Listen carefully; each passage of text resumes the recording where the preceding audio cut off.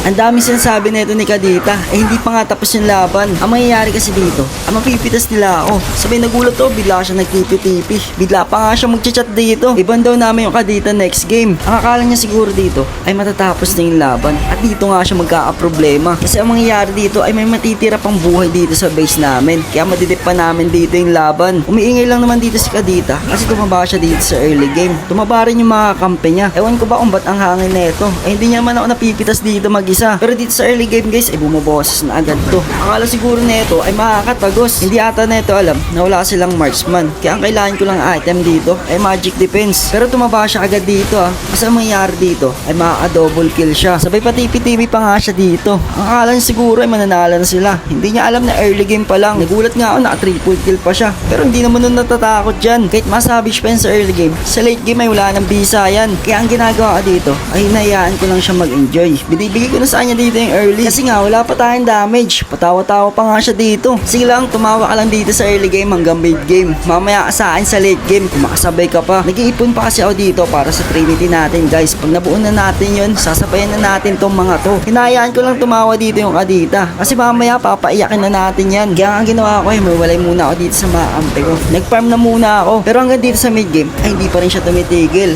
Ang mangyari kasi dito ay maulbos siya yung mga kampe ko. Tumitipi pa siya dito at magchat-chat pa talaga. Hindi niya ata alam na unting item na lang ay sasabayin ko na sila. At ito na nga yung oras na hinihintay ko. Late game na to at kumpleto na ako sa item. Tignan natin kung pasabayan pa ako nitong mga to. At dahil nga may item na tayo dito, susugurin ko na susugurin dito yung mga kalaban. Napapatakbo na nga lang sila dito. Kaya yari na to sa aking mga to. Lalo to si Kadita. Wala silang physical damage dito. Kaya ang kailangan ko lang ang item ay Rose Gold tsaka Tina Shield. Matina na ako dito at tsaka Rose Gold. Kaya ang ginawa ko ay sinugod ko na agad dito si Kadita. Hindi pa nga siya dito tumitigil. Binigay ko na nga sa kanya yung early. Pati late game gusto pang kunin. Ayaw niya pa rin tumigil. Patuloy pa rin siya nangangarap. Hindi niya alam na hindi na sila makakatagos dito ay Moskov. Kasi kumpleto yung defense item ko dito. Sobrang sakit ko na rin. Kaya kahit ang takbo dito ni Harit ay hindi pa rin nakatakas. At dahil nga hindi na ako kaya dito ni Kadita, ang ginawa na lang nila sa akin dito ay pinagtulungan. Kaya nga dito niya na ako mapipitas. Patipi-tipi pa talaga siya dito no. Hindi niya naman ako kaya mag-isa. At dito na nga siya nag-chat.